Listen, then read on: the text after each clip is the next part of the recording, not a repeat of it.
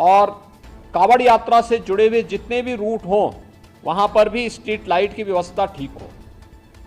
सुरक्षा के प्रति अत्यंत सतर्क रहना पड़ेगा,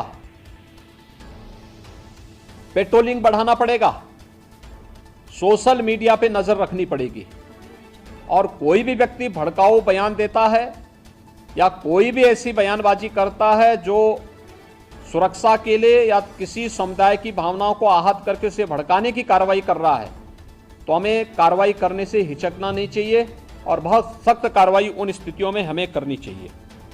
दूसरा, विद्युत विभाग से जुड़ा हुआ है जिसमें विद्युत की आपूर्ति अनवरत बने। जर्जर पोल और तार को पहले से हम रिप्लेस कर लें, उसका मरम्मत आदि का काम कर लें, जो भी हमें करना हो उसको हम कर लें। सड़कों की मरम्मत सुनिश्चित कर लें, ये ग्रामीण हो, शहरी क्षेत्र की सड़कें हो, जिन सभी संबंधित विभागों से हो, जिलाधिकारी और मंडलायुक्तगण इन सब की समीक्षा जनपद स्तर पर सुनिश्चित कर लें कि कहीं भी और जवाबदेही के साथ करवाएं, जल जमाव न हो, गंदगी न हो, सड़कों में गड्ढे न हो, इन बातों को हम सुनिश्चित करें। मीट मछली कावड़ यात्रा की रूट पर न हो, अच्छा होगा। अनावश्यक उसके कारण उत्तेजना पैदा हो सकती है या उस रूट पर कोई ऐसा कार्य न होने पाए, क्योंकि कभी कभी लोग शरारतन कर देते हैं कि उस रूट पर ही किसी प्रतिबंधित पशु को मार करके फेंक देते हैं जिससे वे लोग उत्तेजित हो सकें, क्योंकि जो शरारती तत्व हैं वो हर प्रकार का संभव प्रयास करेंगे। हमें उसके प्रति सतर्कता बरतनी चाहिए। ऐसे ही वह जो कार्यक्रम जो भी हो परंपरागत तरीके से हो, कुर्बानी प्रतिबंधित स्थलों पर न हो, या कावड़ यात्रा भी परंपरागत रूट से ही जाए, परंपरागत रूट से हटकर जाने की परमिशन हम कतई न दें और पहले से हम उन सबके साथ संवाद बना लें कि जबरदस्ती जो रूट नहीं है उस रूट पर जाने का कोई भी प्रयास न करें। इन बातों को हम सुनिश्चित करेंगे हर जनपद में, और जहां पर इन सभी कार्यक्रमों के लिए हो विशेष कंट्रोल रूम की स्थापना करके निश्चित उसकी वहां पर नियमित समीक्षा भी की जानी चाहिए। पीस कमेटी की बैठक के बारे में मैंने पहले कहा, यातायात प्रबंधन के बारे में भी जहां आवश्यक हो वहां पर हमें लोकल स्तर पर उसकी व्यवस्था सुनिश्चित करनी चाहिए।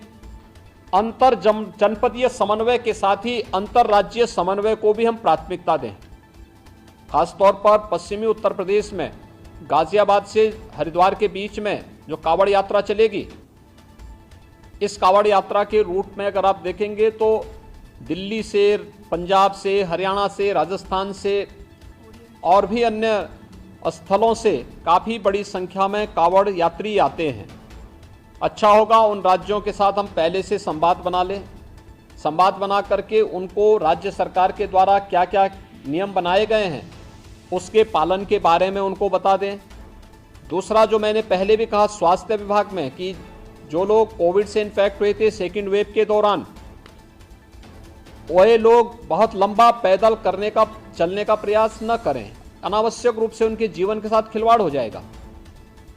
जा रहे हैं तो पानी की व्यवस्था सुनिश्चित करें, जगह जगह मेडिकल कैंप भी रहे और किसी भी प्रकार की कोई लापरवाही उन स्थलों पर न हो, इन बातों को हम ध्यान में रखेंगे।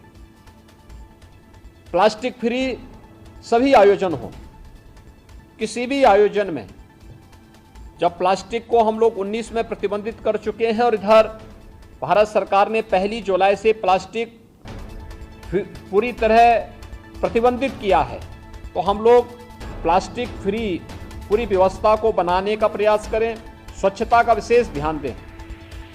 कावड़ महिला और पुरुषों के लिए अलग अलग टॉयलेट हों, पर्याप्त मात्रा में जल की आपूर्ति वहां पर होती रहे। सेक्टर प्रणाली हम सख्ती के साथ लागू करें। 9 या 10 जुलाई से प्रारंभ होने हैं और 15 अगस्त तक चलेंगे। हम इन सभी कार्यक्रमों में पूरी सतर्कता बरतें। इस दौरान हमारा प्रयास होना चाहिए कि सभी सीनियर अधिकारी एक एक गतिविधि की मॉनिटरिंग करें, पेट्रोलिंग को बढ़ाएं।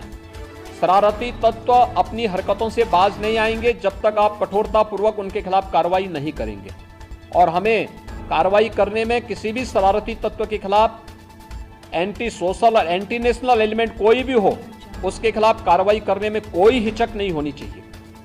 किसी शरीफ व्यक्ति को अनावश्यक रूप से कोई भी व्यक्ति प्रताड़ित न करने पाए, इन चीजों को भी हमें ध्यान में रखना होगा। लेकिन जो लोग सुरक्षा के लिए खतरा बने हुए हैं, उनके साथ किसी प्रकार का कोई रियायत बरतने की आवश्यकता भी नहीं है, और इसलिए सेक्टर प्रणाली तत्काल लागू करते हुए बकरीद के कार्यक्रम को सभी मुस्लिम धर्मगुरुओं के साथ संवाद बना करके बेहतरीन तरीके से, शानदार तरीके से स्वच्छता के मानकों का ध्यान रखते हुए जो पहले से ही व्यवस्था बनाई गई है कि किसी सार्वजनिक स्थल पर कोई भी ऐसे कार्यक्रम हम नहीं होने देंगे जो अनावश्यक ट्रैफिक को जाम करता हो। जो परंपरागत रूप से कार्यक्रम चलते रहे हैं, उन सब उन्हें छोड़ करके, खासतौर पर जैसे कावड़ यात्रा निकलेगी या मुहर्रम के जुलूस निकलेंगे, अगर वे परंपरागत रूप हैं, हमारा प्रयास होना चाहिए कावड़ यात्रा हो या फिर मुहर्रम के जुलूस, अस्त्र शस्त्र कोई लेकर नहीं जाएगा। पहले से हम सुनिश्चित करेंगे, हम संवाद बनाएं। त्रिशूल लेकर के भी कावड़ यात्रा में कोई जाता है तो पहले से उसको जानकारी देनी होगी, उस व्यवस्था के साथ बताइएगा। लेकिन कोई नंगी तलवार लेकर के जाएगा, इसकी अनुमति मत दीजिए। छुरा लेकर के जाएगा, इसकी अनुमति मत दीजिए। एयर गन लेके जाएगा, इसकी अनुमति मत दीजिए। अनावश्यक रूप से भावनाएं आहत न होने वाली कोई भी ऐसी हरकत प्रशासन के स्तर पर भी न हो, और कावड़ संघ हो या मुहर्रम के जुलूस हो, अस्त्र शस्त्र का प्रदर्शन न हो, यह भी हम सुनिश्चित करेंगे, जिससे स्थानीय स्तर पर किसी भी प्रकार की कोई कानून व्यवस्था के साथ खिलवाड़ करने की स्थिति न आने पाए। हर एक जुलूस जो भी निकले उसकी निगरानी होनी चाहिए। ड्रोन के माध्यम से, सीसीटीवी कैमरे के माध्यम से, वीडियोग्राफी के माध्यम से हमें करने में कोई संकोच नहीं करना चाहिए। कावड़ यात्रा की जो निगरानी हेलीकॉप्टर के माध्यम से होती है, वह पूर्व की भांति उसी प्रकार से इस वर्ष भी होगी। हमें उसकी समीक्षा भी करनी चाहिए, और जब भी उसकी आवश्यकता पड़ती है तो उसके अनुसार हम शासन से उसकी परमिशन लेकर के, शासन से उसकी व्यवस्था लेकर के वह भी सुनिश्चित करेंगे। डीजे एक निश्चित वॉल्यूम में ही बजना चाहिए, और संवाद बना करके हम इस बात को सुनिश्चित करेंगे। हम प्रतिबंधित नहीं करेंगे, लेकिन उसको संवाद बना करके एक निश्चित वॉल्यूम में बजाने की परमिशन देंगे, और उसमें केवल अगर कावड़ यात्री हैं तो कावड़ यात्री इस बात को सुनिश्चित करेंगे कि वे उसमें केवल भगवान शिव से जुड़े हुए भजन ही बजाएंगे। कोई ऐसा फिल्मी गाना नहीं बजाएंगे जिसके कारण अनावश्यक रूप से माहौल खराब होता हो और धार्मिक भावनाएं एक सामान्य भक्त की आहत होती हो। ये भी हमें कावड़ यात्रियों से पहले से ही संवाद बना करके उनसे आग्रह करना चाहिए। ऐसे ही मुहर्रम के जुलूस में भी वे लोग डीजे बजाएंगे, हम सुनिश्चित करें उसकी वॉल्यूम को कंट्रोल करें। अनावश्यक रूप से ढोल और ताशा बजा करके शोरगुल उतना न बचाएं जो कान फोड़ू हो जाए, और कान फोड़ू व्यवस्था को हमें रोकना पड़ेगा, हर हाल में रोकना पड़ेगा। अस्त्र शस्त्र का अनावश्यक प्रदर्शन नहीं करेगा कोई, और हरेक जितने भी ऐसे लोग होंगे जो जुलूस का नेतृत्व करेंगे, उनसे लिखित एफिडेविट भी आप लोग ले लेंगे स्थानीय स्तर पर पहले से व्यवस्था बना करके। तो पर्व और त्यौहार में कोई खलल डालने का प्रयास नहीं करेगा, उसके नाम पर शांति भंग करने का दुस्साहस भी कोई नहीं करेगा।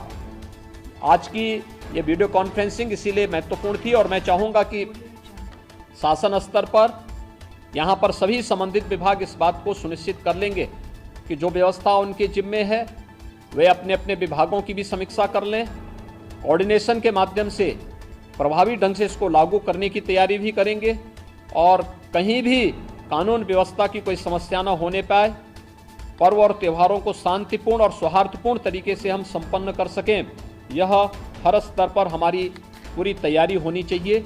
यही मुझे इस अवसर पर आप सबको कहना था।